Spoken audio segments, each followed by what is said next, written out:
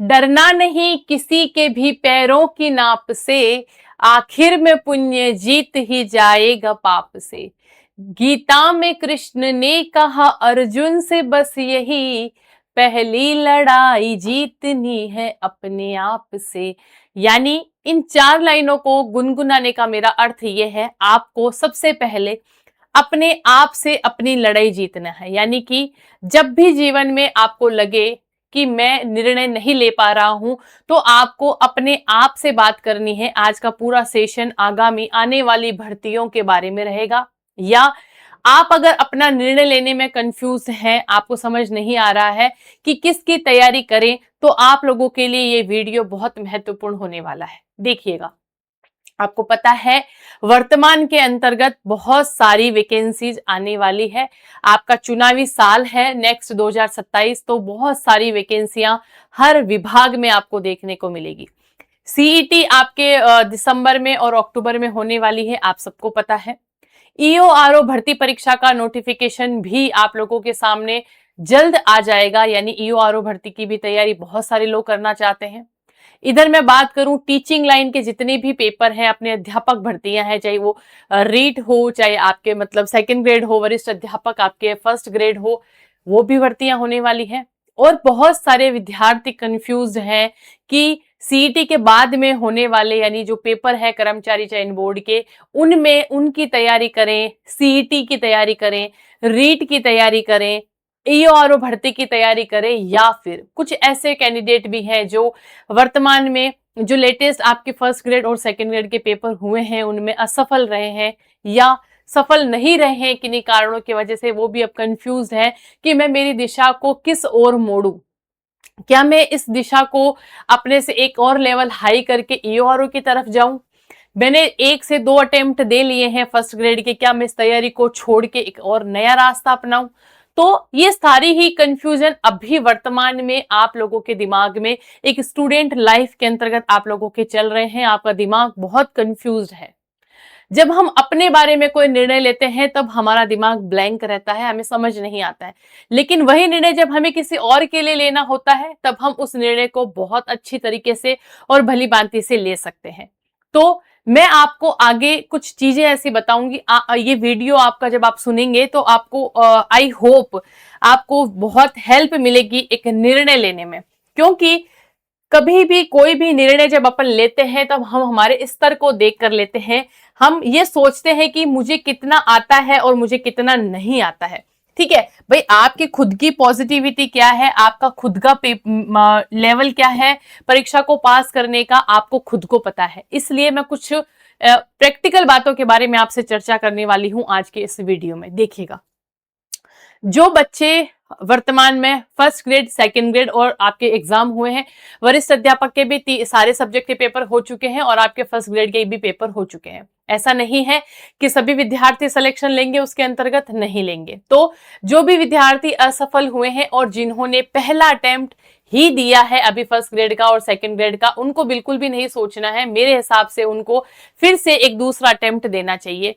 और दूसरा ही नहीं, आपको जब तक अगर आपने दूसरा अटेम्प्ट भी दिया है तो आपको तीसरा अटेम्प्ट देना चाहिए। क्योंकि 2027 के अंतर्गत आपके टीचिंग की सारी भर्तियां निकलने वाली है। रीट आएगी, सेकंड ग्रेड और फर्स्ट ग्रेड तीनों परीक्षा आपके होगी, आपके ईओआरओ की भर्ती। लेकिन पहले मैं बात करूंगी टीचिंग लाइन के एग्जाम की। देखो, फर्स्ट ग्रेड इस साल अगर नहीं क्लियर हुआ है तो मैं मान के चलती हूं अगर आपने 100 में से 30% भी रेशो अगर कवर करा है आपके सिलेबस का, तो आपको फिर से उसी वैकेंसी में लग जाना चाहिए और आपको तैयारी कर लेनी चाहिए, है ना।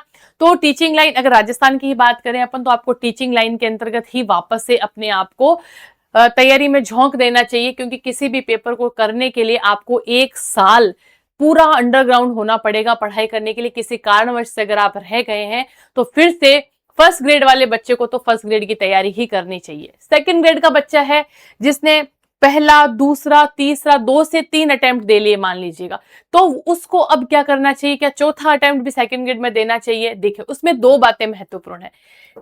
सेकंड ग्रेड का जो बच्चा है ना, सेकंड ग्रेड के बच्चे के अंतर्गत जैसे मैथ्स का कोई बच्चा है, उसका फर्स्ट पेपर जीके का है लेकिन सेकंड पेपर उसके सब्जेक्ट का है, ये अपन मान के चलते हैं। हो सकता है आपने कुछ समय में अपने सब्जेक्ट को नहीं टंटोला है। मैं मानती हूं अगर आपने बीएससी किया है, बीए किया है और आपका अगर साइंस वाले बच्चे हैं, उन्होंने अपने सब्जेक्ट को अच्छे से नहीं कवर किया है, जो साइंस और मैथ्स में रिलेटेड टच में नहीं है, तो उन लोगों के लिए सेकेंड ग्रेड को पास करना थोड़ा मुश्किल है। जीके तो आप कर लोगे, लेकिन आपका सब्जेक्ट पर अगर बहुत अच्छी पकड़ है, भाई अध्यापक परीक्षाओं की तैयारी करने वाले प्रत्येक बच्चा जो फर्स्ट ग्रेड की कर रहा है या सेकंड ग्रेड की कर रहा है या वो रीट की भी कर रहा है, तीनों में ही आपके सब्जेक्ट का रोल बहुत महत्वपूर्ण होता है। हर में आपके सब्जेक्ट का रीट में भी आता है, फर्स्ट ग्रेड और सेकंड ग्रेड तीनों में ही सेकंड पेपर में आपके सब्जेक्ट का रोल होता है, यहां तक कि रीट में भी होता है। सब्जेक्ट आपको बहुत स्ट्रॉन्ग करना पड़ेगा, उसके बाद में ही आपके अध्यापक भर्ती परीक्षा आपके क्लियर होगी।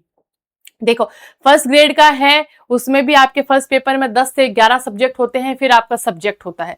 सेकंड ग्रेड में भी जीके और सब्जेक्ट होता है, रीट में भी बहुत, लैंग्वेज के बाद में पात्रता परीक्षा में भी सब्जेक्ट होता है, और मेंस की अगर मैं बात करूं तब भी आपका लगभग बहुत सारा वेटेज जो होता है आपका सब्जेक्ट का होता है। तो भाई सेकंड ग्रेड में अगर किसी भी कारणवश से अगर इस भर्ती परीक्षा में सब्जेक्ट में कमी रह गई है, तो सब्जेक्ट पे अपनी पकड़ को बनाओ। अपने सब्जेक्ट चाहे साइंस हो, मैथ्स हो, जीके हो, एसएसटी वाले बच्चे हो, इंग्लिश हो, हिंदी हो, सबसे पहले अपने सब्जेक्ट को प्रिपेयर करो, साथ ही साथ में जीके की तैयारी तो आपको करनी ही करनी है। दूसरी बात, कभी भी आप सेकंड ग्रेड से रीट की तरफ मत जाओ, सेकंड ग्रेड से फर्स्ट ग्रेड की तरफ ही आपका जाना बेहतरीन डिसीजन आपके लिए होता है। मैं मानती हूं सेकंड, अगर कोई लेवल सेकंड एसएसटी का बच्चा है, लेवल सेकंड एसएसटी का अगर कोई कैंडिडेट है, तो उसका सब्जेक्ट भी बहुत अच्छा होगा, उसका जीके भी बहुत अच्छा होगा, उसको सेकंड ग्रेड का पेपर भी देना चाहिए। रीट लेवल 2 एसएसटी का बच्चा है, वो सेकंड ग्रेड को आराम से क्रैक कर सकता है। तो आपको कहने का मतलब ये रहा है, आपको अपना दायरा चूज करना है कि मैं किस सब्जेक्ट में एक्सपर्ट हूं। मेरा सब्जेक्ट क्लियर है तब तो मैं इस वैकेंसी में जाऊं, और अगर मेरा सिर्फ जीके ही क्लियर है, मैंने अब तक राजस्थान जीके से रिलेटेड चीजें पढ़ी है, या मेरी एक लैंग्वेज क्लियर है, तो आप जो कर्मचारी चयन बोर्ड है आरएमएसबी, उसके जो छोटे मोटे एग्जाम होते हैं आप उसकी तरफ जा सकते हैं। आपकी तैयारी बहुत अच्छी है तो आप पुलिस में, वीडियो में, है ना, जो पटवार है उनमें के वीडियो, उनमें जा सकते हैं। ठीक है, कहने का मतलब यह है आपको अपनी तैयारी को दिशा अगर देनी है, वो डिपेंड आप पर करता है। आप खुद से बात करें कि मेरा ये सब्जेक्ट स्ट्रांग है, मैं इसमें एक्सपर्ट हूं, तो मैं इसकी तैयारी कर सकता हूं। सबसे पहले सब्जेक्ट को टंटोलना शुरू करो। जिस भी वैकेंसी की तैयारी करनी है, सबसे पहले उसके सब्जेक्ट की पीडीएफ आपके सामने होनी चाहिए, आपको पता होना चाहिए। जैसे कि मैं शॉर्ट में बात करूं, आप एलडीसी को टारगेट मान रहे हैं, आपको लगता है एलडीसी बहुत सरल है, मैं 12th पास हूं, मेरे पास डिप्लोमा है, मैं एलडीसी की तैयारी कर लेता हूं, लेकिन आपको टाइपिंग बिल्कुल भी नहीं आती है। आपको पता है कि मैं अगर नॉर्मल अगर एलडीसी की बात करूं तो 50% आपकी टाइपिंग चाहिए होती है स्पीड में। आपने कभी टाइपिंग करी नहीं, आपके घर पे कंप्यूटर लैपटॉप है ही नहीं, आपने कभी टाइपिंग हिंदी इंग्लिश में करी नहीं है, तो आप रिटन क्लियर कर लेंगे पर आपका टाइपिंग टेस्ट क्लियर नहीं होगा, और वेटेज टाइपिंग का होता है। उस वैकेंसी को आप कतई ही चूज ना करें, अपनी एनर्जी वहां व्यर्थ ना करें, है ना। सीईटी भर्ती परीक्षा को देने के बाद में बहुत सारे ऑप्शंस आप लोगों के सामने खुल जाते हैं। अगर आप छोटी मोटी तैयारी करना चाहते हैं और आप बड़ी भी तैयारी करना चाहते हैं ग्रेजुएशन लेवल तक, तब आप सीईटी भी दें। क्योंकि अगर आपका यहाँ जीके क्लियर है, आपको टीचिंग के अलावा किसी फील्ड में जाना है, तो आप फिर क्या करेंगे, अपनी तैयारी को आप मोड़ देंगे सीईटी के थ्रू होने वाले जितने भी पेपर्स होते हैं, पुलिस हो गया, आपका पटवार हो गया, वीडियो हो गया, है ना, उन तैयारियों में आप अपनी तैयारी को लगा देंगे और टीचिंग लाइन की ही करनी है। बेसिकली जो फर्स्ट ग्रेड के बच्चे हैं उनको तो अपने दूसरी बार में अपनी तैयारी को लगा देना चाहिए। उनको आरएस या ईओआरओ जैसी भर्ती परीक्षाएं जो उनके स्तर से ऊपर है, उनको लगता है राजस्थान जीके तो मेरा क्लियर ही है, ईओआरओ में तो मुझे नगर पालिका एक्ट बी ही पढ़ना है, तो मैं पढ़ लूंगा। पॉसिबल नहीं है ये चीजें अगर अपन धरातल पे बात करें, क्योंकि जो पोस्ट निकलती है वो बहुत कम होती है, और उस भर्ती परीक्षा में तैयारी करने वाले कैंडिडेट का जो स्तर होता है वो या तो वो बच्चे करेंगे जो पिछले 10 सालों से लगे हुए हैं, या 4 से 5 साल में आरएस इंटरव्यू तक पहुंचे हुए, वो ईओआरओ के, तो पेपर का लेवल और स्तर बहुत अच्छा होता है। इसलिए अपनी एनर्जी वहीं खर्च करें जो आपका स्तर है। मैं आपको डिमोटिवेट नहीं कर रही हूं, मैं आपको उचित सलाह दे रही हूं कि ईओआरओ की तैयारी करने वाले बच्चों का लेवल बहुत अच्छा होता है। जो फर्स्ट ग्रेड के बच्चे हैं वो भी लगे हुए जो हैं आज, वो ईओआरओ की तैयारी कर रहे हैं, जो आरएस की तैयारी कर रहे हैं वो भी ईओआरओ की तैयारी कर रहे हैं, तो उसका स्तर अपने अकॉर्डिंग बहुत अच्छा होता है। तो अपनी डायरेक्शन को आपको अपने लेवल के अकॉर्डिंग चूज करना है। अब किसी का उद्देश्य ही है कि मेरे को आरएस बनना है या मुझे आरएस मेरा सपना है बनने का, तो वो आप अपनी तैयारी को उस हिसाब से मोड़े, क्योंकि ये जो सपने होते हैं, ये भविष्य निर्माता जो आप बनते हैं, वो एक बहुत बड़ी बात है। उसमें आपको अपना पूरा, आप मान लीजिए अपनी पूरी एनर्जी और 4 से 5 साल आपको न्योछावर करने पड़ते हैं, तब जब आप आरएस है या फिर कलेक्टर, आपको जो आपका सपना है बनने का, फिर वो आप अचीव कर पाते हैं। तो बेसिक जो बच्चे हैं, जो अभी सपना देखना जिन्होंने शुरू किया है या किसी कारणवश उनकी तैयारी नहीं हुई है, वो एग्जाम में 1-2 एग्जाम में रह गए हैं, अब समझ में नहीं आ रहा है रास्ता कि किस वैकेंसी की तैयारी करूं।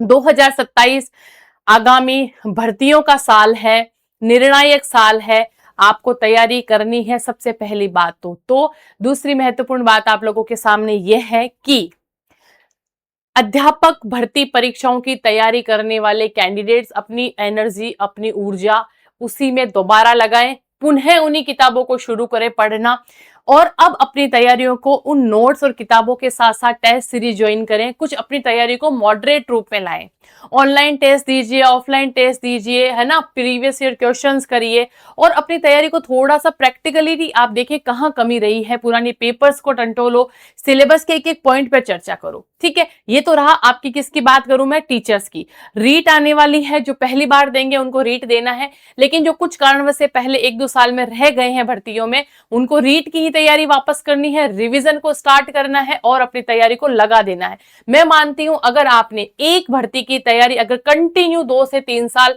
विफल आप हो गए कोई बड़ी बात नहीं है, लेकिन 3 साल अगर आपने किसी भर्ती को दे दिया, मैं नहीं मानती हूं आप उस भर्ती में रह सकते हैं, आपने अगर तैयारी ईमानदारी से करी है तो।